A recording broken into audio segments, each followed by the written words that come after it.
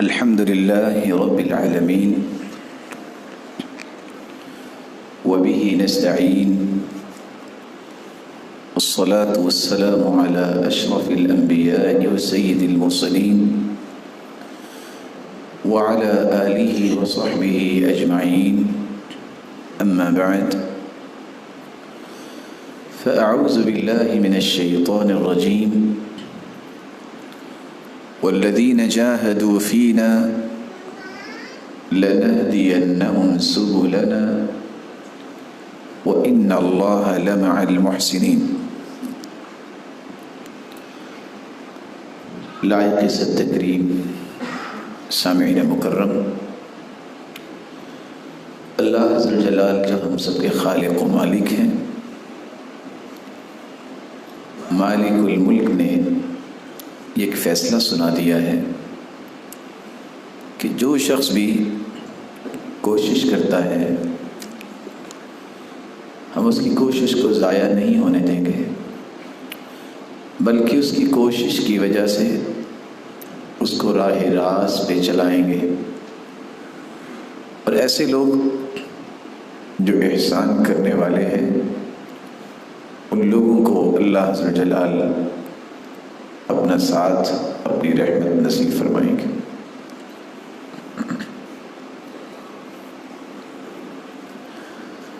رسول اللہ صلی اللہ علیہ وآلہ وسلم نے امت کی تربیت اور امت کی رشد و ہدایت کے لیے 10 سنہری تعلیمات چھوڑی ہیں۔ ہر موقع پر، ہر مناسبت سے آپ کی رہنمائی ہمیشہ اعلیٰ اور عرفہ رہی ہے۔ رمضان المبارک کا یہ مبارک مہینہ، اس کے بارے میں بھی آپ صلی اللہ علیہ وسلم نے صحابہ کرام کو تعلیمات بھی دی اور اسے ثمر آور بنانے کے لیے طریقے بھی بتائے۔ مسند احمد کی روایت ہے، رسول اللہ صلی اللہ علیہ وسلم نے فرمایا، قد جاءکم شہر رمضان شہر مبارک، رمضان کا مہینہ، رمضان المبارک کا مہینہ آ گیا ہے اور یہ بہت برکتوں والا مہینہ ہے۔ افترض اللہ علیکم صیامہ، اللہ تعالیٰ نے تم پر اس مہینے کے روزوں کو فرض قرار دیا ہے۔ یفتح فیہ ابواب الجنہ، یہ اتنا برکتوں والا مہینہ ہے، اس مہینے میں جنت کے دروازوں کو کھول دیا جاتا ہے۔ ویغلق فیہ ابواب الجحیم، اور جہنم کے دروازوں کو بند کر دیا جاتا ہے۔ وَتُغَلُّ فِيهِ الشَّيَاطِينَ، اور اس مہینے میں شیطانوں کو قید کر دیا جاتا ہے۔ فِيهِ لَيْلَةٌ خَيْرٌ مِّنْ أَلْفِ شَهْرٍ، اس مہینے میں ایک ایسی برکتوں والی رات ہے جو 1000 مہینے سے افضل ہے، 1000 مہینے سے افضل ہے۔ اس لیے فرمایا، من حرم خیرہا فقد حرم، لیلۃ القدر کی خیر و برکت سے جو محروم کر دیا گیا اس سے بڑا کوئی محروم نہیں ہے۔ 83 سال 4 مہینے کی عبادت ایک طرف اور 1 رات کی عبادت دوسری طرف، اس سے یہ پتہ چلا کہ اللہ تعالیٰ کی کتنی رحمت وسیع ہے کہ کسی کی 93 سال اگر عمر ہوگی تبھی تو وہ 83 سال نماز پڑھے گا۔ 83 سال 4 ماہ کی عبادت کے برابر یہ 1 رات ہے۔ تو آپ صلی اللہ علیہ وآلہ وسلم نے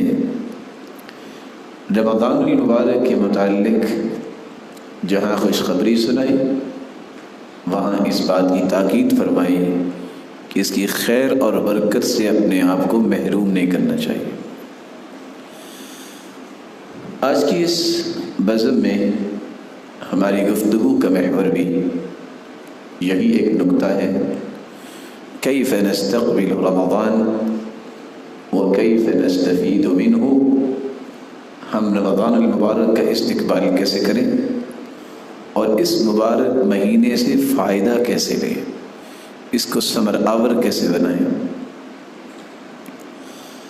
رمضان المبارک کے استقبال اور اس سے فائدہ لینے کے لیے ہمیں چند اصولوں کو اور چند ضابطوں کو اپنے سامنے رکھنا چاہیے۔ آپ رمضان کی تیاری کرنا چاہتے ہیں یا آپ رمضان کے روزے رکھنا چاہتے ہیں یا قیام کرنا چاہتے ہیں، بلکہ زندگی کے جملہ معاملات کے اندر جس کو آپ اللہ کے ہاں عبادت کے طور پہ پہنچانا چاہتے ہیں، اس میں پہلا اصول یہ ہے، استقبال صحیح وہ کر سکتا ہے وہی رمضان المبارک کو ثمر آور بنا سکتا ہے جس کی نیت خالص ہوگی۔ خلوص نیت یہ ایک ایسا بنیادی مرحلہ ہے، سینکڑوں لوگ نیت کے اس دائرے میں ہار جاتے ہیں اور نیت جب تک وہ خالص نہیں کرتے بہت بڑے اعمال کرنے کے باوجود بھی قبولیت سے بھی محروم رہتے ہیں اور اس عمل کی برکت سے بھی محروم رہتے ہیں۔ اس لیے تو سلف صالحین کہا کرتے تھے، تعلموا النیہ فإنها أبلغ من العمل، نیت کو خالص کرنا سیکھو، یہ عمل سے بھی زیادہ وزنی عمل ہے۔ اور سچ کہا جس نے کہا، مطرف ابن عبداللہ فرماتے ہیں، صلاح القلب بصلاح العمل، دل اس وقت تک درست نہیں ہو سکتا جب تک انسان کا عمل درست نہیں ہوتا، وصلاح العمل بصحة النیہ، اور عمل کبھی بھی انسان کا درست نہیں ہو سکتا جب تک اس کی نیت خالص نہ ہو۔ بلکہ سلف صالحین رسول اللہ صلی اللہ علیہ وآلہ وسلم کی اس فرمان کی روشنی میں فرماتے ہیں جس میں آپ نے فرمایا، انما الاعمال کالوعاء، اعمال کی نسبت اعمال انسان کے لیے برتن نما ہے، اذا طاب اسفلہ طاب اعلی، ایک برتن آپ کے پاس ہے، اگر اس برتن کو آپ نے اندر سے اچھی طرح صاف کیا ہے، جو کچھ بھی اس برتن میں ڈالیں گے صاف ستھری چیز ہی باہر آئے گی۔ وَإِذَا فَسُدَ أَسْفَلُهُ فَسُدَ أَعْلَاهُ، اور اگر آپ نے برتن تو بڑا خوبصورت رکھا ہے لیکن اس کے اندر سے صفائی نہیں کی، آپ اس کے اندر صاف ستھرا پانی بھی ڈالیں گے وہ گدلا ہی نظر آئے گا۔ جب تک انسان کی نیت صحیح نہیں، اخلاص نہیں، رب کی رضا اور خوشنودی انسان کا مطمع نظر نہیں، اس وقت تک کوئی عمل بھی اس کے لیے نہ قابل قبول ہوتا ہے، نہ باعث برکت بنتا ہے، اور نہ ہی اس کے اندر ایسی روح اور کرنٹ ہوتا ہے جو کسی کو متاثر کرے۔ اسی لیے تو سلف صالحین کہا کرتے تھے، مَتَّقَ اللَّهَ عَبْدٌ فَأَحَبَّ الشُّهْرَةَ، جس شخص کے اندر اخلاص نہیں، ساری زندگی سجدے کرتا رہے، وہ کبھی متقی نہیں بن سکتا۔ مَا صَدَقَ عَبْدٌ قَطْ فَأَحَبَّ الشُّهْرَةَ، جس بندے کی نیت میں شہرت کی حرص ہے، رب کی رضا مقصود نہیں ہے، یہ ساری زندگی صداقت اور عدالت کی زندگی اختیار نہیں کر سکتا۔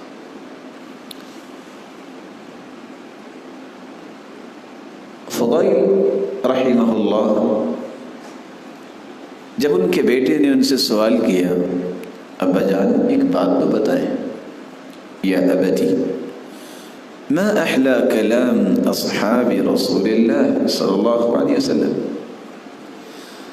بجان ایک بات تو بتائیں کہ صحابہ کی باتوں میں لذت کتنی ہے، ان میں مٹھاس کتنی ہے، صحابہ کرام کی باتوں میں حلاوت کتنی ہے۔ فضیل بن عیاض رحمہ اللہ فرماتے ہیں، یا بنی او تدری لما حلا، بیٹے جانتے ہو کہ صحابہ کرام کی زبان سے نکلنے والے باتوں میں اللہ نے لذت کیوں رکھی ہے؟ ابا جان یہی تو پوچھ رہا ہوں۔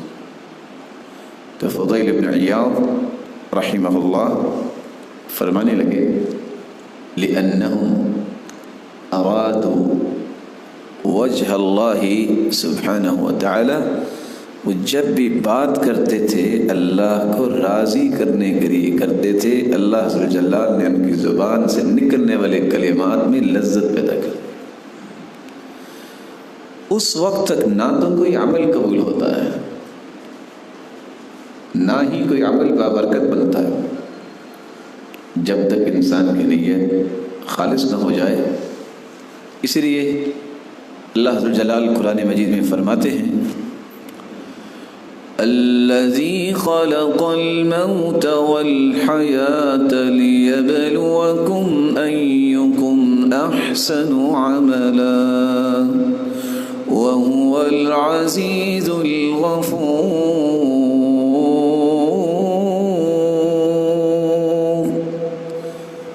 یہ موت و حیات کی ترتیبات اللہ تعالیٰ نے بنائی اس لیے ہے وہ دیکھے کون ہے اچھا عمل کرنے والا۔ احسن عملا، فضیل بن عیاض فرماتے ہیں احسن سے مراد ہے اخلصہ و اصوبہ، جب تک خالص عمل نہ ہو اللہ کے لیے وہ احسن نہیں ہو سکتا، جب تک وہ صائب یعنی سنت کے مطابق نہیں عمل، وہ عمل خوبصورت نہیں ہو سکتا۔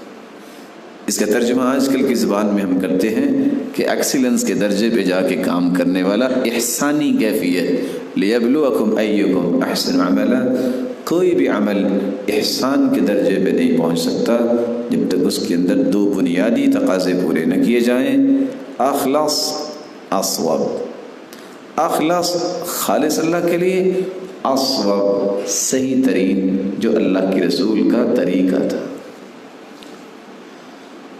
موسیٰ بن معلّہ بیان کرتے ہیں،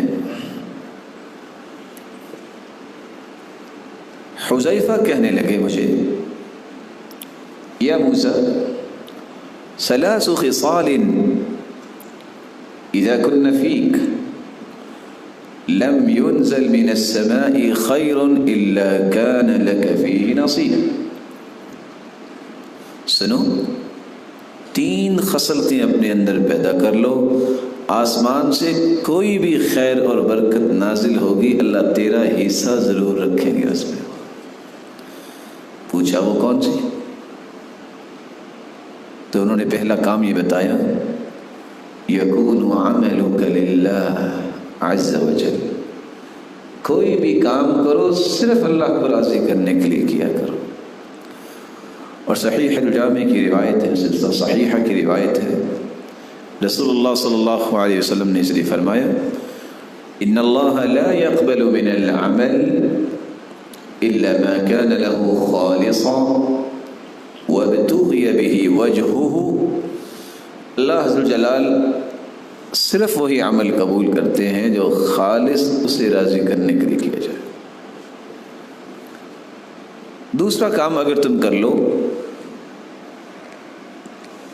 آسمان سے نازل ہونے والی ہر خیر و برکت میں آپ کا بھی اللہ حصہ رکھیں گے۔ اور وہ کام کیا ہے؟ وَتُحِبُّ لِلنَّاسِ مَا تُحِبُّ لِنَفْسِكَ، جو اپنے لیے آپ پسند کرتے ہو لوگوں کے لیے بھی پسند کیا کرو۔ تمہیں پسند ہے نا کہ لوگ تمہاری عزت کریں، تو تم پہلے عزتیں دیا کرو۔ تم چاہتے ہو نا کہ لوگ تمہارے لیے دعا کریں، تو ان کی دعاؤں سے پہلے اپنے ہاتھ اٹھا کے ان کے لیے دعائیں کیا کرو۔ تم چاہتے ہو نا لوگ آپ کو خوشیاں دیں، تو معاشرے میں پہلے خوشیاں تقسیم کرنا سیکھو۔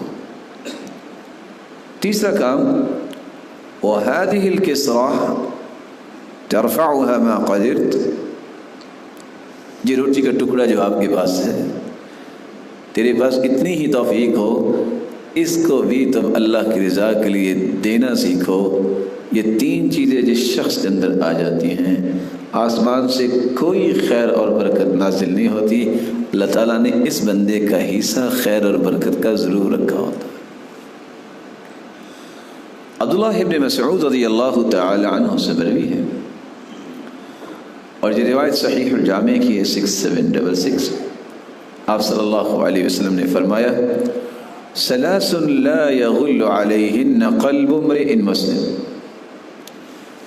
3 ایسی خصلتیں ہیں جس شخص کے اندر پیدا ہو جائیں اس کا دل خائن نہیں ہوتا، اس کے دل میں خیانت نہیں پیدا ہوگی۔ کون سی 3 خصلتیں؟ اخلاص العمل للہ، ہر عمل کو اللہ کی رضا کے لیے خالص کر لینا، والنصح لأئمة المسلمین، اور وقت کے حکمران اور بادشاہ کے لیے خیر خواہی کرنا، اسے نصیحت کرنا،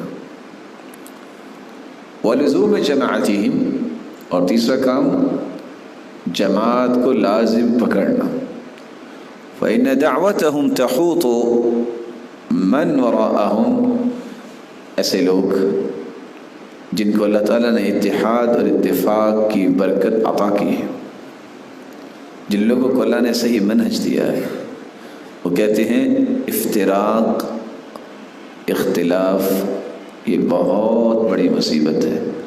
ہاں کچھ ایسے بھی لوگ ہیں جو کہتے ہیں کہ امت کا اختلاف رحمت ہے، اختلاف امتی رحمہ، لیکن اسلام نے ہمیشہ اتفاق کی بات کی ہے، اختلاف کی بات نہیں کی۔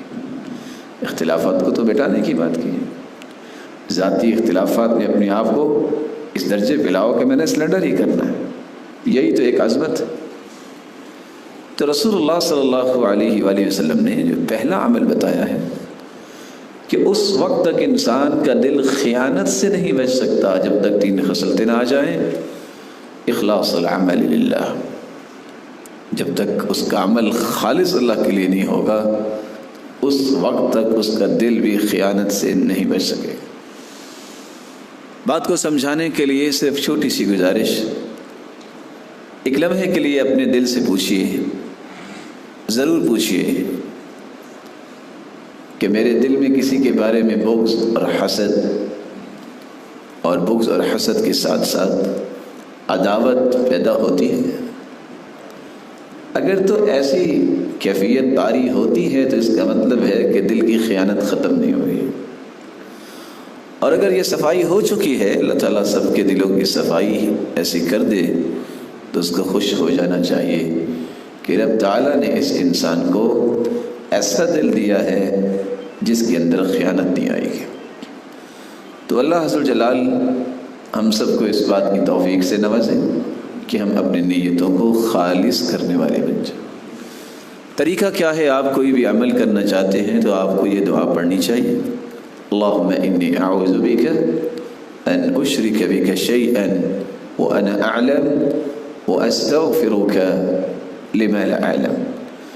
اے اللہ میں ان گناہوں سے بھی تیری بخشش چاہتا ہوں جو میں نے کیے ہیں اور مجھے علم بھی ہے کہ میں نے کیے ہیں، اور ایسے گناہوں کی معافی بھی طلب کرتا ہوں جس کا مجھے علم نہیں ہے اور مجھ سے وہ سرزد ہو گئے۔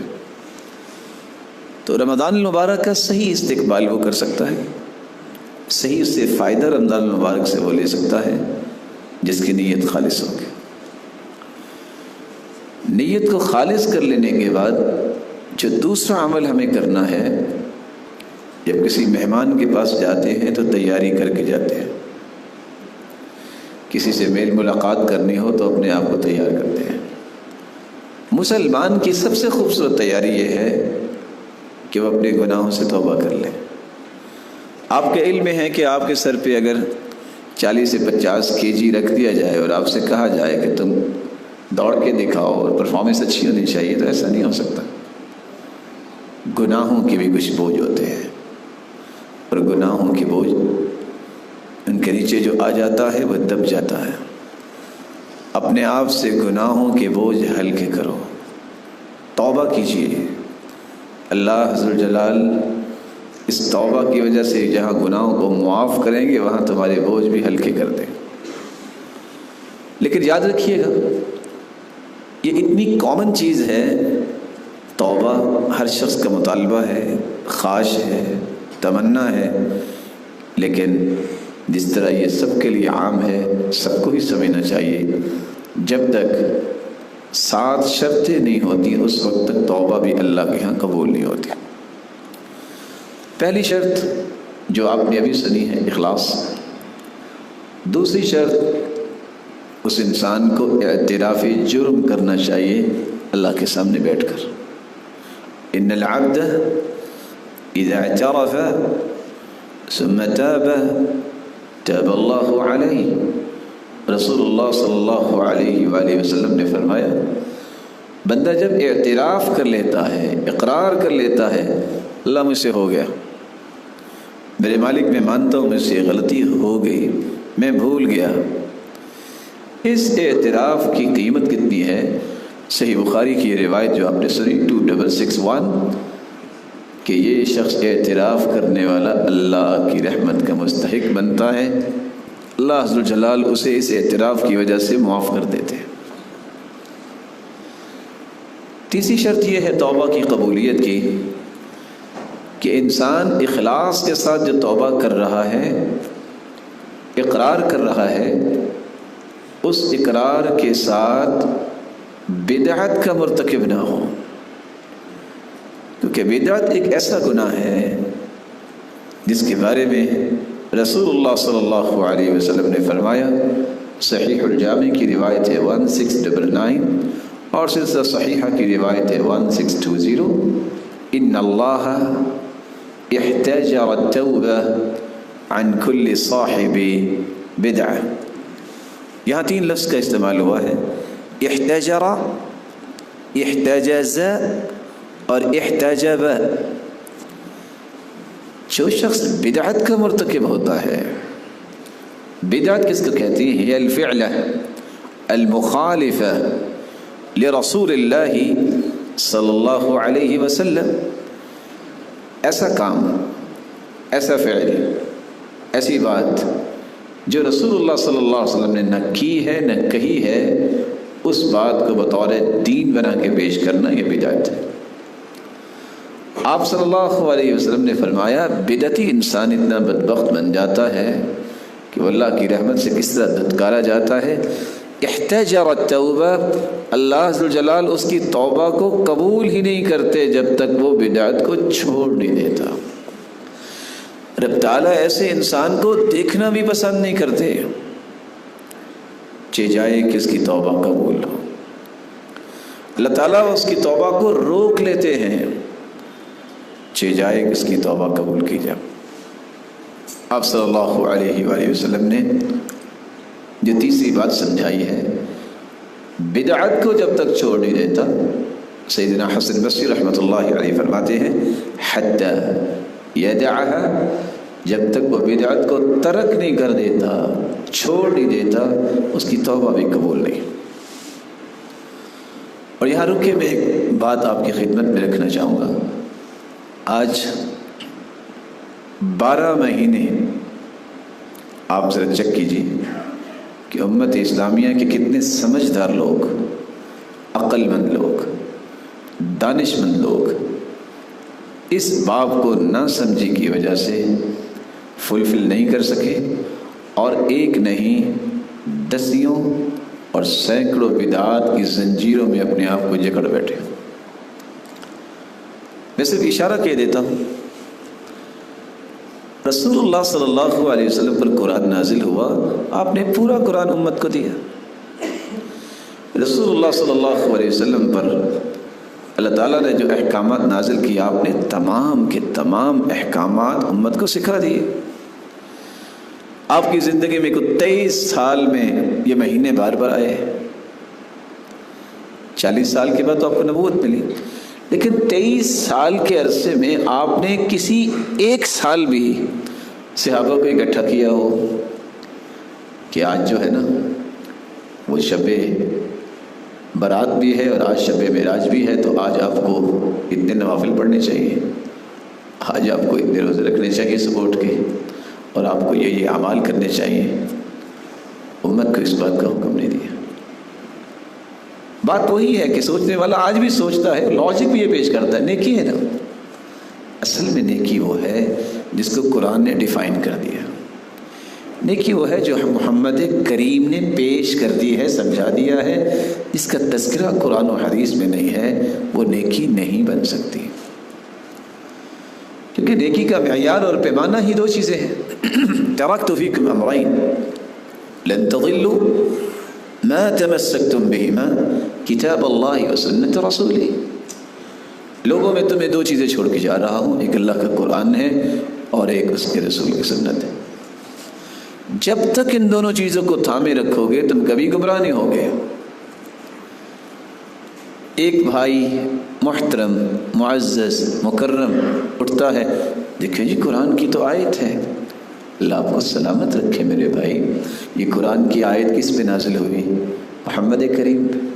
سب سے پہلے کنہوں نے سنی؟ صحابہ کرام نے۔ یہ مفہوم ان کو سمجھ آیا جو آپ سمجھ بیٹھے ہیں؟ دیکھیے جی قرآن کہہ رہا ہے اِنَّا أَنزَلْنَاهُ فِي لَيْلَةٍ مُبَارَكَةٍ، ہم نے برکت والی رات میں قرآن اتارا ہے، فِيهَا يُفْرَقُ كُلُّ أَمْرٍ حَكِيمٍ۔ میرے معزز، میرے محتشم، قرآن کی آیت آپ نے صحیح پڑھی ہے۔ جو مفہوم آپ نکالنے جا رہے ہیں کسی صحابی کو بھی سمجھ آیا؟ 1,44,000 صحابہ حجۃ الوداع کے موقع پہ تھے، اور آپ نے سب کو مخاطب کر کے فرمایا الا هل قد بلغت، کیا میں نے پہنچا دیا؟ سب نے کہا کہ آپ نے اللہ کا دین ہمیں پہنچا دیا۔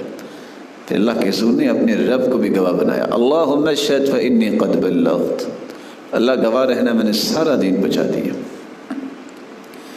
نبی کریم صلی اللہ علیہ وسلم نے تو دین سارا پہنچا دیا، اگر تو اس دین کے اندر اس بات کا تذکرہ ہے کہ لوگوں کو یہ رخ دیا جائے کہ آپ نے یہ کرنا ہے اور آپ نے وہ کرنا ہے، تو پھر تو ماننا چاہیے۔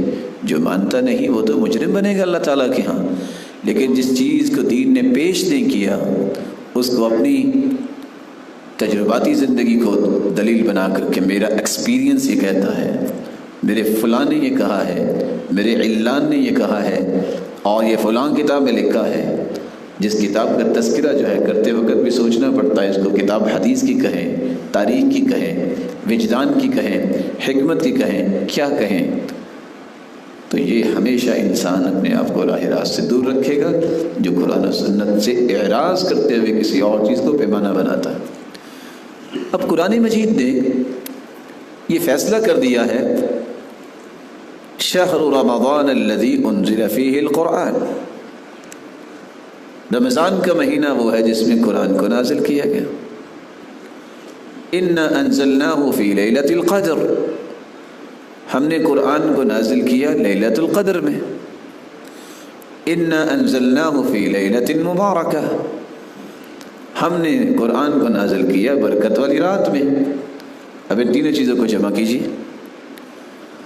قرآن مجید لیلۃ القدر میں نازل ہوا،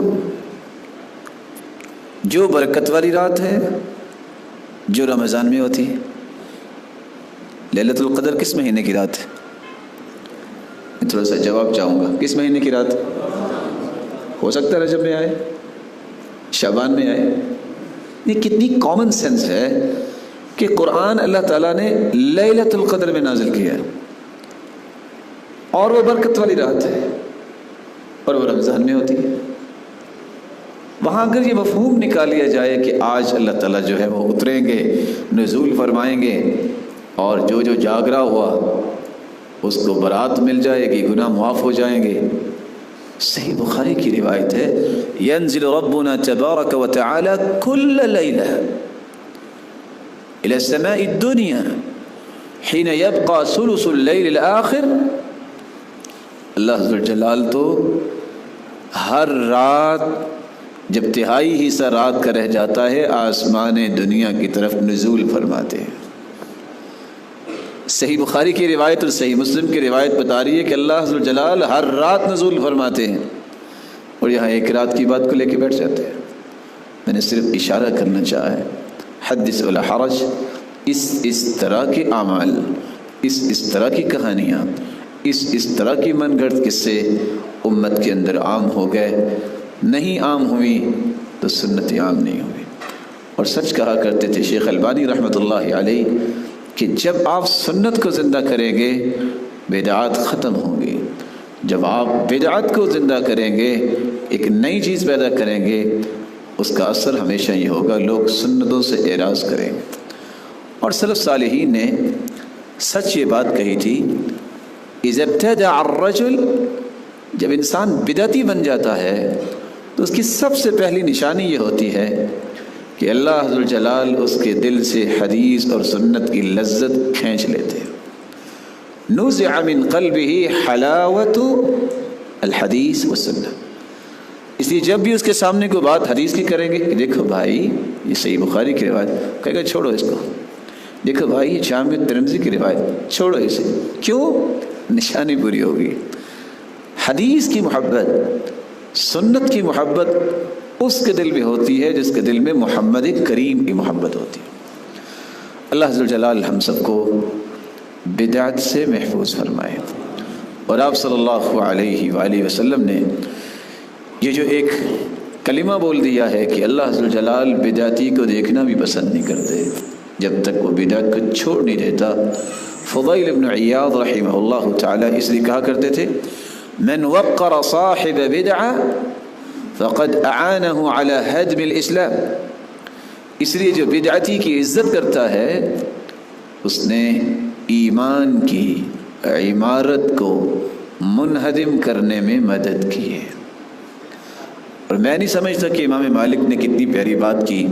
ایک تو وہ یہ کہا کرتے تھے کہ جو لوگ یہ کہتے ہیں کہ یہ دین ہے اور قرآن و حدیث میں اس کا وجود نہیں، وہ نعوذ باللہ کہنا یہ چاہتے ہیں کہ اللہ کے رسول نے خیانت کی ہے، امت کو صحیح دین پہنچایا نہیں ہے۔ اور جو اللہ کے پیغمبر کو خائن کہنے والے ہیں وہ دنیا کے سب سے بڑے خائن خود ہیں۔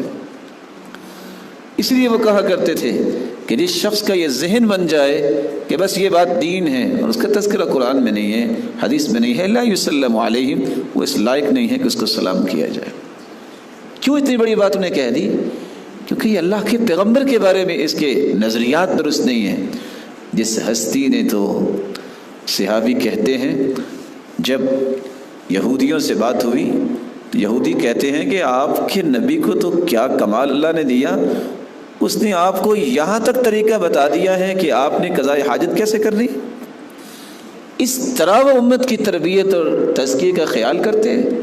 آج اس نبی کے بارے میں اگر یہ کوئی کہہ دے کہ اس نے کوئی بات چھپا لی تھی، نعوذ باللہ من ذالک، یا وہ پوری باتیں بتا کے نہیں گئے، ایسے ایمان سے پناہ مانگنی چاہیے اور اللہ تعالیٰ سے عافیت مانگنی چاہیے۔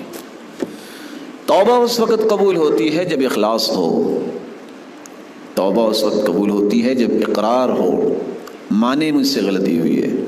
توبہ اس وقت قبول ہوتی ہے جب انسان بدعت کا مرتکب نہ ہو۔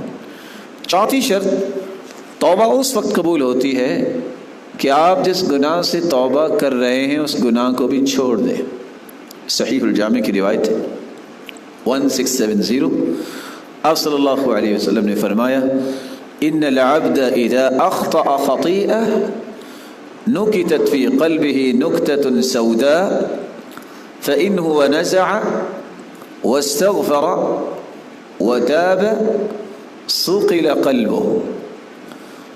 بندہ جب کوئی غلطی کرتا ہے، گناہ کرتا ہے، اس کے دل میں ایک سیاہ نقطہ لگ جاتا ہے۔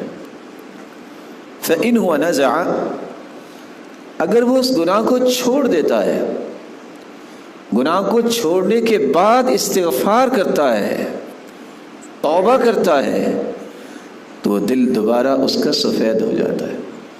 لیکن اگر وہ توبہ نہیں کرتا، گناہ کو ترک نہیں کرتا، تو یہ دل ایک نہ ایک دن نقطے لگ لگ کے سیاہ ہو جاتا ہے۔ اللہ تعالیٰ ہمارے دلوں کو صاف اور شفاف اور نقی بنائے۔ پانچویں شرط یہ ہے، کچھ لوگوں کو گناہ کر کے بھی شرمندگی محسوس نہیں ہوتی، ملامت نہیں ہوتی۔ جب تک انسان اللہ کے سامنے شرمندہ نہیں ہوتا اس وقت تک اس کی توبہ قبول نہیں ہوتی۔ اور رسول اللہ صلی اللہ علیہ وآلہ وسلم نے فرمایا، صحیح الجامع کی روایت ہے 6802، الندم توبہ، شرمندگی توبہ ہی تو ہے۔ فإن التوبة من الذنب الندم والاستغفار، گناہ سے توبہ اس وقت ہوتی ہے جب انسان شرمندگی کا اظہار کرے اور پھر اس کے ساتھ استغفار کرے۔ رسول اللہ صلی اللہ علیہ وآلہ وسلم کے لائے ہوئے دین سے ہمیں پتہ چلتا ہے توبہ کی قبولیت کے لیے چھٹی شرط یہ ہے عزم مصمم کرنا۔ ایک شخص نماز پڑھتا نہیں تھا، دعا کرتے اللہ میں نماز پڑھوں گا، نماز پھر بھی نہیں پڑھتا، اس بیچارے کو توبہ کا کیا فائدہ ہو؟ ایک شخص کی عادت ہے جھوٹ بولنا، وہ توبہ بھی کر رہا ہے جھوٹ پھر بھی بول رہا ہے، اس کی کیا توبہ ہوئی؟ ایک شخص کا کام ہے گالی دینا، کہتا ہے اچھا میں توبہ کرتا ہوں آئندہ گالی نہیں دوں گا، اور وہ ہاتھ ابھی نیچے کرتا ہی نہیں ہے اور ساتھ ہی گالی دینا شروع ہو جاتا ہے، اس کی کیا توبہ ہوئی؟ اسی لیے سلف صالحین کہا کرتے تھے استغفارنا یحتاج الی استغفار، ہمارا استغفار بھی کسی استغفار کا محتاج بن گیا ہے، اور ایسے استغفار کی ضرورت ہے الذی یصادف قلبہ، جس کا دل پہ اثر ہو۔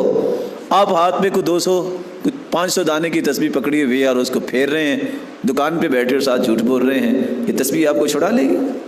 آپ کی زبان میں صداقت ہونی چاہیے، آپ کی زبان پہ عدالت کی بات ہونی چاہیے، آپ کے اندر ثقافت ہونی چاہیے، آپ صرف کتاب و سنت کی بات کرنے والے ہیں، آپ کو کسی کا خوف نہ ہو کہ کون راضی ہوتا ہے کون ناراض ہوتا ہے، کیونکہ آپ مکلف اس بات کے ہیں کہ رب راضی کرے۔ وَلِيَرْضَ مَنْ يَرْضَى وَلِيَسْخَطْ مَنْ يَسْخَطْ إِذَا رَضِيَ مَنْ فِي السَّمَاءِ، جب آسمانوں کا مالک اور زمینوں کا مالک راضی ہو جائے تو کوئی ناراض ہو یا راضی ہو تو میں اس بات پہ کبھی بھی سروکار نہیں ہونی چاہیے۔ اس لیے گناہ کو چھوڑتے وقت مت دیکھیں میں نے اگر یہ گناہ چھوڑ دیا تو والد محترم کیا کہیں گے، والد گرامی کیا کہے گی، معاشرہ کیا کہے گا، دوست کیا کہیں گے، کیا کہیں گے؟ کہہ لیں جب تم اللہ کے پیارے بننے لگے ہو تو تمہیں پریشانی کیا ہے؟ ہوتا ہے ایسا، 4 دوست تھے، ان میں سے ایک نیک بننے لگا، اللہ نے اس کو پسند کر لیا، اس کی نیت اچھی ہو گئی، اس نے کوشش شروع کر دی، اب وہ نمازی بن گیا، تو دوسرے پتہ کیا کہتے ہیں؟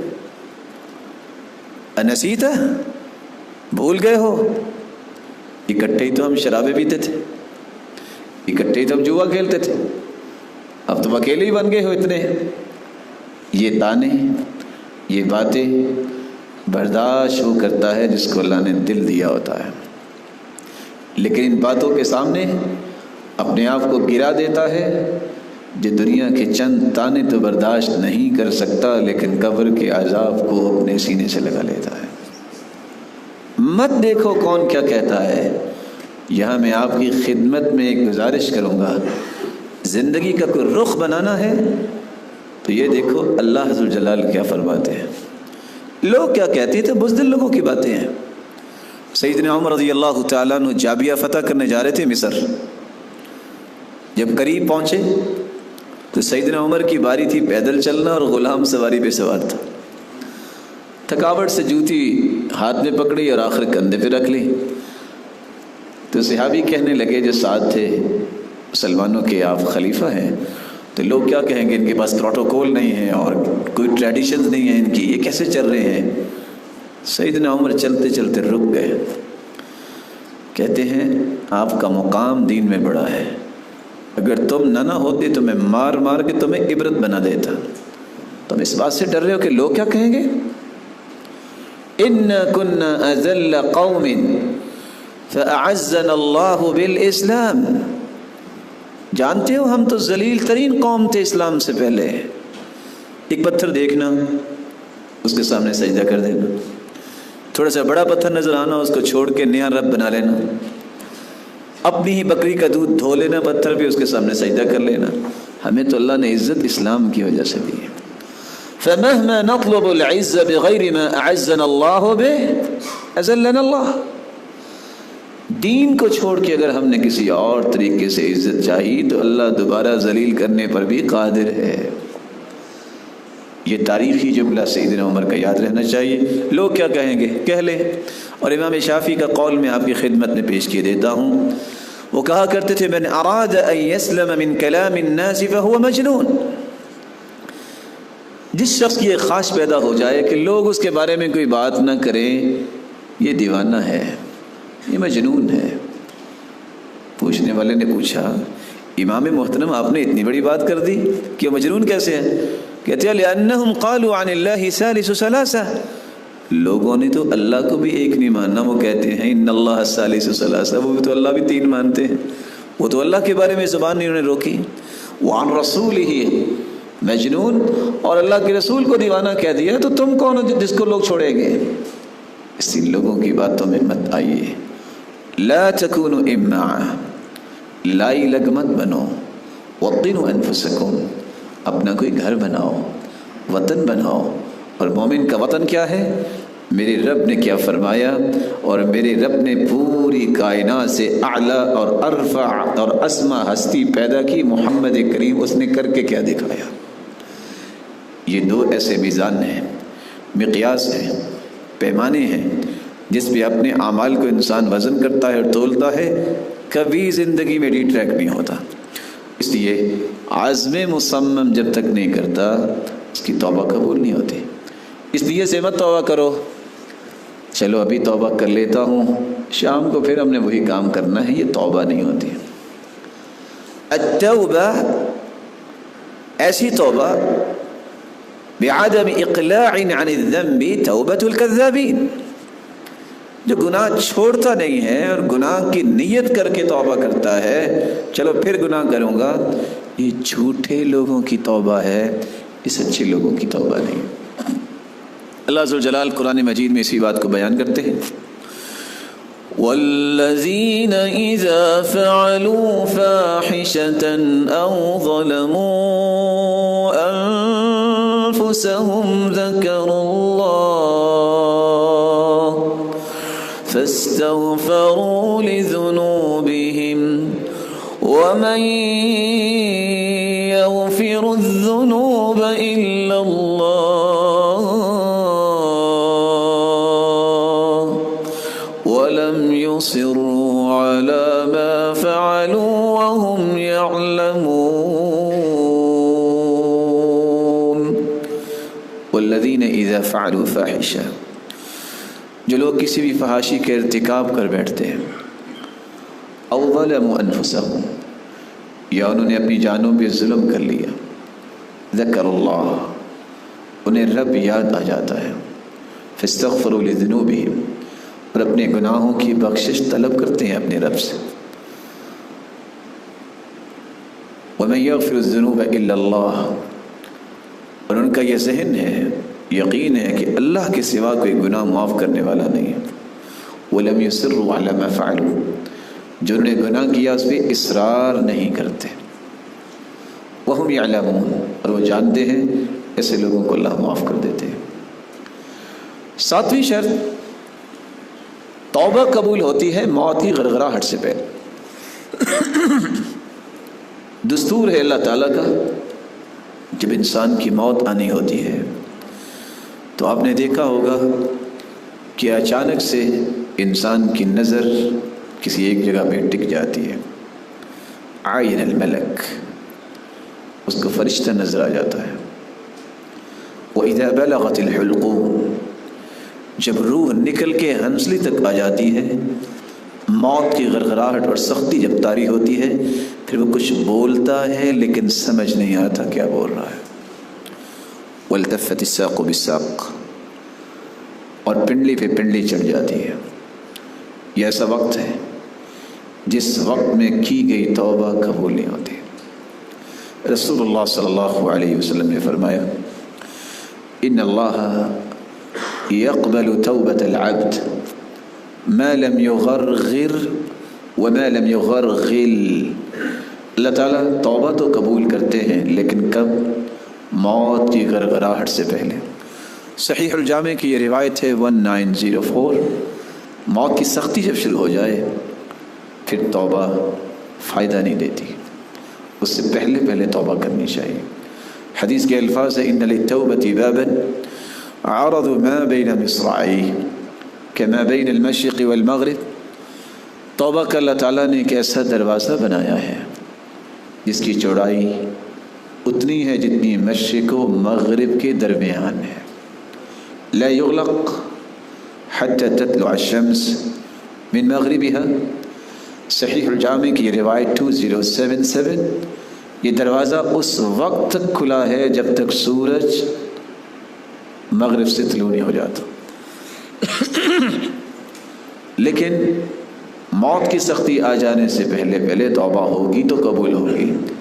بصورت دیگر فرعون کا قصہ آپ کے سامنے ہے، کس طرح اس کو اپنے عہدے اور منصب پہ ناز تھا، کس طرح وہ دلائل وہ دیتا تھا جو آج کی دنیا بھی دیتی ہے، انا ربکم الاعلی، میں تمہارا رب، وہذہ الانہار تجری من تحتی۔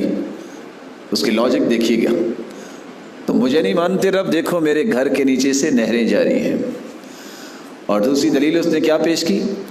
جو آج بھی دیندار طبقے کے بارے میں دانش مند اپنی دانش مندی کی دلیلیں پیش کرتے ہیں۔ فرعون نے کہا تھا ام انا خیر من هذا الذي هو مہین ولا يكاد يبین۔ لوگوں یہ بتاؤ میں اچھا ہوں کہ موسیٰ اچھا ہے علیہ الصلوۃ والسلام؟ اس کا تو وقار ہی کوئی نہیں، اس کی تو عزت ہی کوئی نہیں۔ ولا يكاد يبین، اس کے پاس تو کانفیڈنس نہیں، تو بات ہی نہیں کر سکتا۔ سیم وہی سینیریو جو اس وقت فرعون کی گردن میں جو اس وقت بل تھا وہ آج بھی دنیا کے اندر موجود ہے۔ اور بات کیا کریں گے؟ اس کو تو بات کرنے نہیں آتی۔ بات کرنا یہ حق کی دلیل نہیں ہے، حق کی دلیل ہے قرآن کی موافقت، حدیث کی موافقت۔ تو یہ 7 شرطیں جب انسان کی ہوں پوری ہو جائیں تو اس کی توبہ قبول ہوتی ہے۔ طریقہ کیا ہے؟ بات آئی ہے تو میں آپ کی خدمت میں پیش کر دوں۔ سیدنا ابو بکر صدیق رضی اللہ تعالی عنہ، اللہ کے رسول صلی اللہ علیہ وسلم نے انہیں یہ حکم دیا تھا، جو انسان وضو کرتا ہے، خوبصورت وضو کرتا ہے، فأحسن وضوءہ، اور پھر 2 رکعتیں پڑھتا ہے، 2 رکعتیں پڑھنے کے بعد جب وہ یہ کمزور ہاتھ اللہ کی طرف اٹھا لیتا ہے اور ہاتھ اٹھانے کے بعد 2 مرتبہ یہ کہہ دیتا ہے رب اغفر لی، رب اغفر لی، ادھر زبان سے 2 مرتبہ یہ ادا کرتا ہے، رب تعالیٰ کے 2 فیصلے نازل ہو جاتے ہیں۔ اللہ پہلے تو اپنے فرشتوں سے کہتے ہیں انظروا الی عبدی، میرے فرشتوں اس میرے بندے کی طرف دیکھو، علم عبدی ان له ربا یغفر الذنوب، دیکھو اس بندے کو آج یقین ہو گیا ہے کہ اس کا کوئی رب بھی ہے جو معاف کرنے والا ہے۔ پھر اللہ عز و جلال مخاطب ہوتے ہیں اپنے بندے کی طرف، اور حدیث کے الفاظ کیا ہے؟ اللہ فرماتے ہیں عبدی، وہ میرے بندے ہیں، اعمل ما شئت فقد غفر لک، تو سچی توبہ کرنے آ گیا، تو نے آج تک جو کچھ بھی کیا ہے میں تجھے معاف کرتا ہوں۔ اللہ تعالیٰ کی رحمت اتنی وسیع ہے، 2 رکعتوں کے بعد انسان زندگی کے گناہوں سے پاک صاف ہو سکتا ہے، لیکن شرط وہی ہے دوبارہ کی خواہش نہ کرے۔ انسان بھول جاتا ہے، اللہ کی رضا کے لیے توبہ کرے، اپنی عقل کا پیمانہ استعمال نہ کرے، شرمندگی کا اظہار کرے، عزم مصمم کرے، اپنے گناہوں کا اعتراف کرے، اللہ مجھ سے ہو گیا، میں نے جان بوجھ سے کیا یا مجھ سے بھول سے ہو گیا۔ جب تک ان شرائط کا خیال نہیں کرتا اس کی توبہ قبول نہیں ہوتی۔ اور آپ یہ جانتے ہیں کہ یہ پہلا رمضان نہیں، ایسے 10 رمضان آئے اور رحمتیں لوٹنے والوں نے لوٹی اور محرومیاں لوٹنے والوں نے بھی محرومیوں کے ساتھ ہی سفر کیا۔ آج وقت ہے، آئیے یہاں سے اٹھنے سے پہلے اللہ سے عہد کریں، اللہ ہم سب کو معاف فرما دے اور ہمیں توبہ کرنے کی توفیق عطا فرمائے۔ اور یہ دعا کیا کریں، اللہم انی اسألک توبۃ نصوحہ قبل الموت، اے اللہ پختہ توبہ کرنے کی توفیق عطا فرما اس سے پہلے کہ مجھے موت آ جائے۔ فرعون کتنی بڑی باتیں کرنے والا تھا، جب اس نے دیکھا نا کہ یہ قوم اس کو لے کے موسیٰ نکلے ہیں، اچھا میں دیکھتا ہوں، اس کی آواز کو ذرا بہتر کیجیے گا۔ موسیٰ علیہ السلام کے ہاتھ میں کیا ٹیکنالوجی تھی، ہاتھ میں ایک لاٹھی ہے۔ مومن کا اعتماد اللہ پہ ہوتا ہے، اور جس کے ایمان میں کمی ہوتی ہے اسے بہت ساری چیزوں پہ اعتماد کرنا پڑتا ہے، کیونکہ مومن کو یقین ہوتا ہے کہ اللہ شر سے بھی خیر نکالنے پہ قادر ہے۔ وہ اتنا بڑا بادشاہ ہے کہ ایک ہی قمیض ہے جس کا تذکرہ 3 مرتبہ سورہ یوسف میں آیا ہے۔ قمیض ہی آئی تھی کہ سیدنا یعقوب کی آنکھوں کی روشنی ختم ہوگی رو رو کے اپنے بیٹے کے فراق میں۔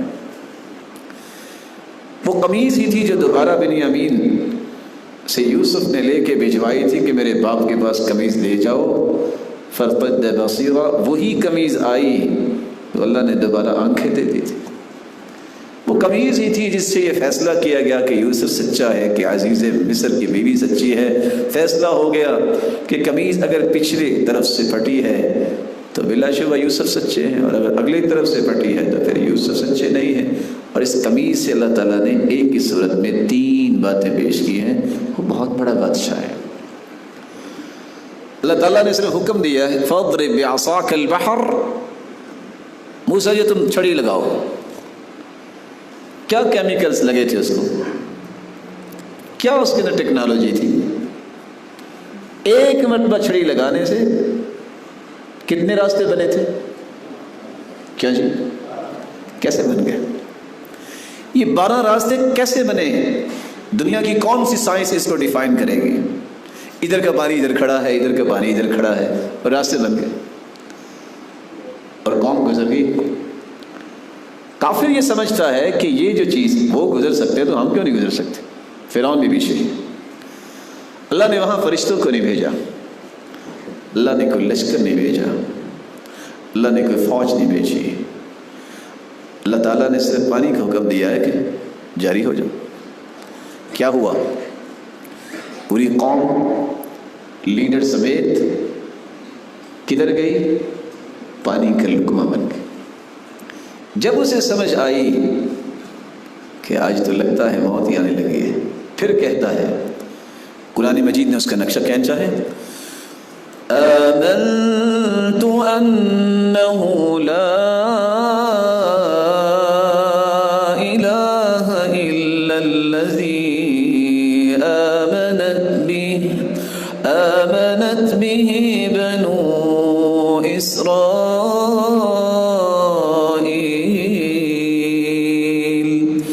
وأنا من المسلمین۔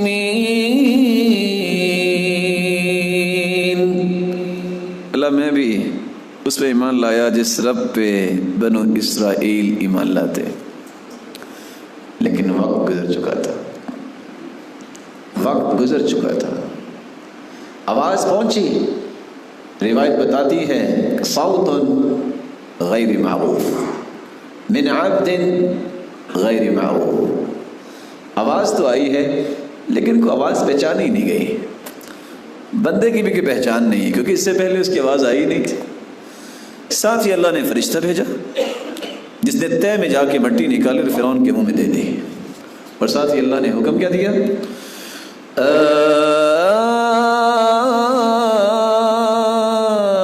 الآن وقد عصيت قبل وكنت من المفسدين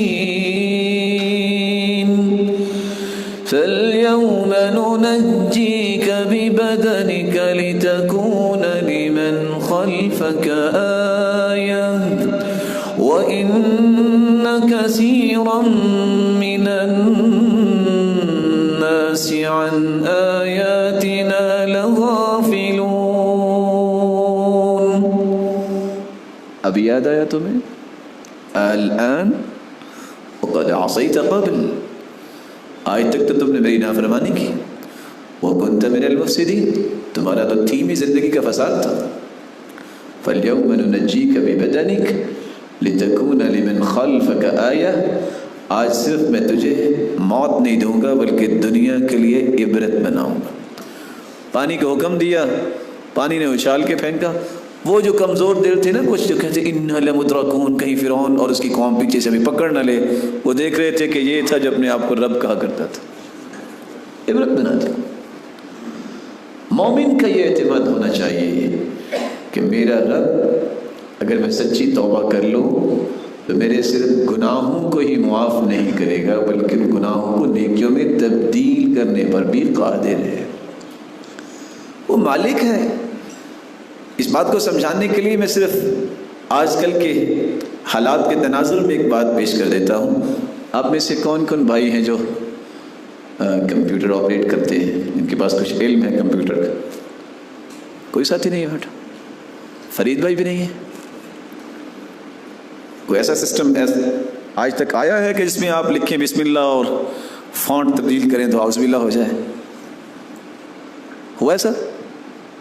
ये तो हो सकता है कि आप ख़त रिक़ा में लिख रहे हैं तो आप फॉन्ट लगाएं तो ख़त निस्तालीक में चला जाए, ये ख़त दीवानी बन जाए, ये तो चेंज हो सकता है, लेकिन मैटर भी चेंज होता है। ये सिस्टम सिर्फ मेरे रब के पास है। और वो सिस्टम क्या है? इल्ला मन ताब व आमन व अमिल अमलन सालिहान फउलाइका युबद्दिलुल्लाहु सय्यिआतिहिम हसनात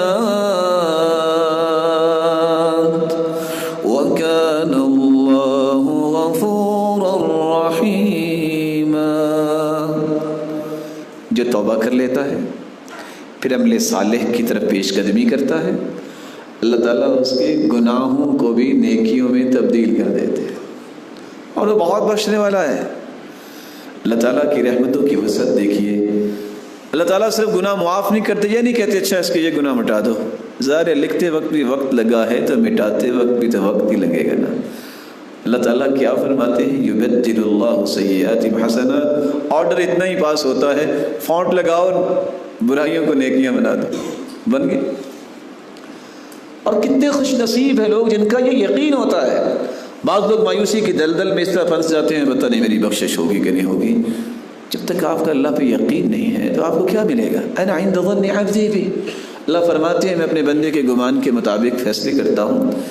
इज़ा तहर्रकत बी शफ़ता, बंदे मोमिन के होंठ हरकत में आते हैं, अल्लाह की रहमत पहले नाजिल हो चुकी होती है। आप यकीन तो कीजिए। वो यजीद बिन मेहरान को देखने को मिला कि उनके मामू बाहर निकलते लोगों को पैसे तकसीम करते। पूछते हैं मामू जान आपका गुजारा कैसे होता है? आप लोगों को तकसीम ही करते रहते। तो मुस्करा के कहते हैं बेटा जितने मैं देता हूँ ना उससे ज़्यादा मेरा रब मुझे दे देता है। कहा अच्छा, घर गए जो दिरम दिनार रखे थे ना ला के तकसीम कर दी। एक दिन गुजरा, 2 दिन, 3 दिन, कहते मामू जान मुझे तो नहीं मिले। कहा बेटा अल्लाह को आजमाते नहीं हैं, अल्लाह पे यकीन करते हैं। अल्लाह को आजमाने की चीज़ छोड़िए, वो तो खालिक है, मालिक है। जब तुम यकीन करोगे तो तब ये मिलेगा। और हदीस भी ये कहती है सलाहु अव्वल हादिल उम्मह बिज़्ज़ुहद वल यकीन व यहलकु आखिरुहा बिल बुख़ल वल अमल। इस उम्मत के पहले लोगों को कामयाबी मिली तो यकीन की वजह से, ज़ुहद की वजह से, और इस उम्मत के आखिर में लोग हलाक होंगे तो लंबी उम्मीदों के साथ और बुखल की वजह से। वअय्यु दाइन अदवा मिनल बुखल, बुखल से बढ़ के दुनिया में कोई बीमारी उतरी ही नहीं है। ये माल का बुखल हो, ये दीन का बुखल हो, या ज़िंदगी के किसी ज़ाविये में बुखल हो। तो रमज़ान से फ़ायदा मैं उस वक्त तक नहीं ले सकता। मेरी सही तैयारी जो रमज़ान की है उसके इस्तक़बाल करने के लिए तैयारी के जो उसूल हैं वो आपने 3 उसूल सुने कि नीयत को खालिस करें, तौबा करें, और तीसरा अपने दिल को पहले साफ़ कीजिए। आप एक मुबारक महीने की तरफ जाने लगे हैं, जब तक दिल की सफाई नहीं होगी آپ اس رمضان سے فائدہ نہیں اٹھا سکتے۔ عبداللہ ابن مسعود رضی اللہ تعالی عنہ سے سوال کیا گیا، کیف کنتم تستقبلون رمضان، بتائیے صحابہ کرام رمضان کا استقبال کیسے کیا کرتے تھے؟ تو عبداللہ ابن مسعود جواب دیتے ہیں، ما كان احدنا يجرأ على استقبال الهلال وفي قلبه ذرة حقد على اخيه المسلم، کوئی ایک صحابی رمضان المبارک کے چاند کو جب دیکھتا کسی کی جرت نہیں ہوتی تھی اس کے دل میں ذرہ برابر بھی کسی مسلمان کے بارے میں بغض اس کے دل میں ہو، صاف اور شفاف دل۔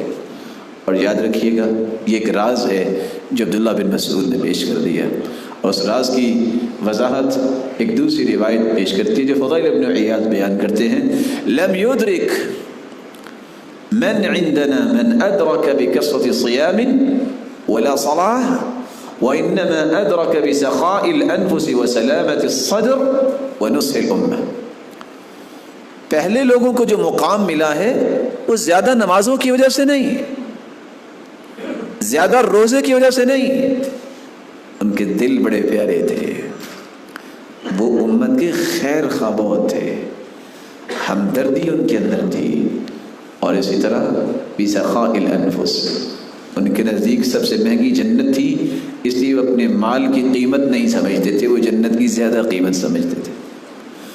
اور اس لیے روایت بتاتی ہے لیست العبرۃ بکثرۃ صیامہم ولا صلاتہم ولا صدقاتہم، ان کے صدقات، نمازیں اور روزے، ان چیزوں نے ان کو بلند نہیں کیا، یہ تو فرض ہے، یہ تو اسلام اور ایمان کا حصہ ہے، ان کو اللہ نے مقام دیا ہے لسلامت صدورہم، ان کے سینے بہت پیارے تھے۔ سعد رضی اللہ تعالی عنہ جن کی عمر 30 سال تھی بلکہ کچھ دن کم جب وہ مسلمان ہوئے، اور 36 سال ان کی عمر ابھی نہیں ہوئی تھی جب وہ فوت ہو گئے، تو اسلام کی حالت میں کتنے سال گزارے؟ کیا جی کتنے سال گزارے؟ حدیث کہتی ہے دنیا میں جب بھی کوئی فوت ہوا تو لوگ ایک دوسرے کو خبر دیتے، جب اس صحابی کی روح قبض کی گئی، اہتز عرش الرحمن لموت سعد بن معاذ رضی اللہ تعالی عنہ، جب اس کی روح کو قبض کیا گیا تو جبریل کو اللہ نے اسپیشل بھیجوایا اور ساتھ یہ خبر دی کہ اس کے روح کے استقبال میں اللہ کا عرش جھوم اٹھا ہے۔ یہ 6 سال زندگی کتنی پیاری گزارنے والے ہیں سعد، کہ 6 سال صرف انہوں نے اسلام کی حالت میں گزارے ہیں، اور زمین پہ چلتے ہوئے نہ موت آئی، نہ قبر میں گئے، نہ قیامت برپا ہوئی، نہ حشر کی سختیاں، نہ حساب و کتاب، دنیا میں ہی اللہ کے رسول نے خوشخبری دے دی، کسی نے جنتی دیکھنا ہے تو سعد کو دیکھ لو۔ یہ واحد صحابی ہے، جب موت کی خبر ملی تو اللہ کے رسول فرماتے میرے صحابہ اٹھو، فرشتے سبقت نہ کر لیں، آئیے ساتھ تو غسل دے، کہیں فرشتے پہلے آ کے غسل نہ دینے لگ جائیں۔ واحد صحابی ہیں، 70,000 فرشتے ان کے جنازے میں شرکت کے لیے آسمان سے اترے تھے۔ راز کیا تھا؟ میں اس راز کی طرف ہی اپنے آپ کو اور آپ کو بھی متوجہ کرنا چاہتا ہوں۔ اللہ کے رسول صلی اللہ علیہ وسلم نے جب ان کو جنت کی بشارت دی، بشارت اس طرح دی کہ صحابہ بیٹھے تھے، آپ نے فرمایا يدخل عليكم الآن رجل من هذا الفج من اہل الجنہ، میرے صحابہ جو اس دروازے سے ابھی آئے گا نا وہ جنتی ہوگا۔ سب دیکھنے لگ گئے، فإذا هو سعد، دیکھا تو سعد تشریف لا رہے ہیں، بائیں ہاتھ میں جوتی پکڑی ہوئی ہے، دائیں ہاتھ میں اس نے لاٹھی اور کھونٹی پکڑی ہوئی ہے، وتقطر لحيته ماء، اور ان کی داڑھی مبارک سے پانی کے قطرات گر رہے ہیں کیونکہ وضو کر کے آ رہے تھے۔ صحابہ بہت خوش ہوئے، ایک صحابی ان کے گھر چلے گئے، 1 دن 2 دن 3 دن رہے، پوچھا کیسے آنا ہوا؟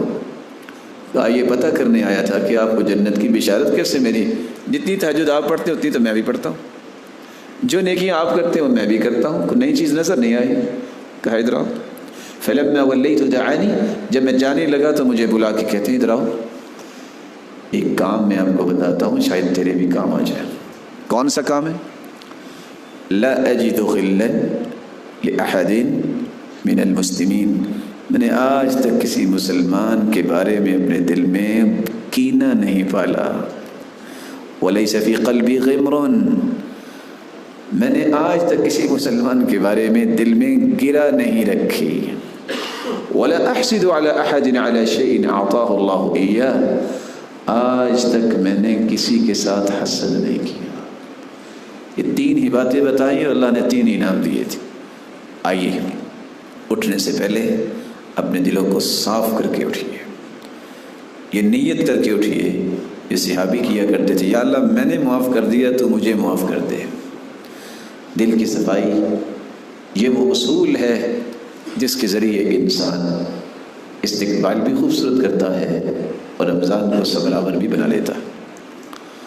چوتھا اصول، آپ تھوڑی سی پریکٹس کریں کہ رمضان آنے والا ہے، مجھے باتیں زیادہ نہیں کرنی، اپنی زبان کو جھوٹ سے، غیبت سے، چغلی سے، لغویات سے محفوظ کیجیے۔ صحابہ کرام کی تو عادت یہ تھی، کان السلف اذا صاموا جلسوا فی المسجد واقبلوا علی تلاوۃ القرآن، صحابہ روزہ رکھتے اور مسجد میں چلے جاتے اور قرآن کھول لیتے۔ لوگ کہتے ہیں آپ یہاں ہی بیٹھے ہیں، قالوا نحفظ صومنا ولا نغتاب احدا، ہم اصل میں مسجد اس لیے آئے ہیں کہ اپنے روزے کی حفاظت کر سکے، باہر نکلیں گے غیبت ہوگی، روزے کے اجر کا پتہ نہیں کیا بنے۔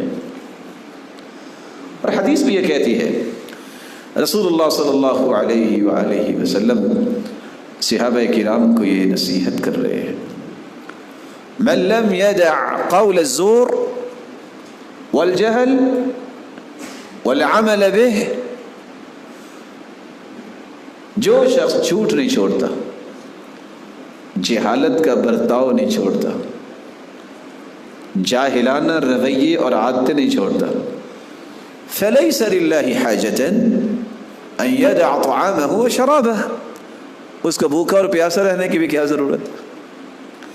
روزہ رکھو، فلیصم سمعک وبصرک ولسانک، روزہ اپنی زبان کا بھی رکھو، روزہ اپنے کانوں کا بھی رکھو، روزہ اپنی آنکھوں کا بھی رکھو۔ یہ کون سا روزہ ہے کہ تم حلال چیزیں تو کھانے سے رک جاتے اور حرام کھانا شروع کر دیتے؟ جھوٹ حرام ہے وہ تم مان لیتے ہو اور حلال کھانے چھوڑ دیتے ہو، غیبت حرام ہے وہ کرنے میں تمہیں پریشانی نہیں ہوتی، اور اچھے اچھے کھانے وہ تم نے چھوڑ رکھے ہیں کہ میں روزے دار ہوں۔ اپنی عادت بناؤ، میں نے رمضان میں اگر کچھ حاصل کرنا ہے تو مجھے اس سے پہلے اپنی زبان کو بہتر بنانے کی پریکٹس کرنی چاہیے۔ اور یہ بات بھی ایک حقیقت ہے، زبان انسان کی پوری شخصیت کی عکاس ہوتی ہے۔ زبان پہ وہی کچھ آتا ہے جو انسان کے دل میں ہوتا ہے، ترجمان ہے۔ یہ ایک ایسا دروازہ ہے، جب کھلتا ہے تو پتہ چلتا ہے اس دکان کے اندر کوئلہ ہے کہ ہیرے جواہرات، اس لیے اس زبان کو اچھا کیجیے۔ اور حدیث نے کتنی بڑی بات کہہ دی، ان الرجل لا يتكلم بالكلمة لا يرى بها بأسا يهوي بها 70 خريفا في النار۔ بس اوقات بندہ صرف ایک کلمہ بولتا ہے، صرف ایک، پرواہ نہیں کرتا، 70 سال سفر کیا جائے تو جتنا سفر طے ہوگا اس ایک کلمے کی وجہ سے جہنم میں وہ اتنا گہرا قیامت کے دن گر جائے گا۔ لا يستقیم ایمان عبد حتى يستقیم قلبه، کبھی کسی انسان کا ایمان مستقیم نہیں ہو سکتا جب تک اس کا دل سیدھا نہ ہو جائے، ایمان سیدھا نہیں ہوتا۔ ولا يستقیم قلبه حتى يستقیم لسانه، دل کبھی درست نہیں ہو سکتا جب تک زبان درست نہ ہو۔ اور یہاں یہ بات بھی میں آپ کی خدمت میں پیش کروں، متقین کی صف میں کھڑا نہیں ہو سکتا، جس کا اخلاق اچھا نہیں ہے زندگی میں کبھی متقی نہیں بن سکتا، اس کے بولنے کی تمیز ہی نہیں ہے۔ سلف صالحین تو اتنے احتیاط کرتے تھے، امام احمد بن حنبل رحمۃ اللہ علیہ ان کے پاس جب ایک شخص نے کہا فلان کذاب، فلاں راوی جو حدیث کا ہے وہ کذاب، اس کی روایت نہیں لی جائے گی، کہتا الفاظ اچھے بولو، آپ یہ کہو نا لا بأس بہ، اس کی روایت لینی نہیں ہے۔ کیوں نہیں لینی؟ جھوٹ بولتا ہے، اور جھوٹے آدمی کی روایت قبول نہیں کی جاتی۔ الفاظ اچھے، صحیح ہے۔ اچھا آؤ ذرا تھوڑی سی گپ شپ لگا لیں۔ یہ کیا ہوتی ہے؟ رمضان کا مہینہ اور گپ شپ؟ آپ اس کے پاس بیٹھو، میرے بھائی مجھے کوئی نصیحت کیجیے، آپ پسند فرمائیں گے کہ میں آپ کی خدمت میں کوئی اچھی بات پیش کروں؟ رمضان کا تو مہینہ ہے، یہ فریشر کورس ہے 11 مہینے کے لیے، آپ تاکہ یہ غروب نہ ہو جائے، کیونکہ میں نے بہت سے نیکی کے کام کرے، غروب ہو گیا تو کون کرے گا، تو میں تم سے باتیں کر لیتا ہوں۔ رسول اکرم صلی اللہ علیہ وسلم نے فرمایا تھا اغتنم خمسا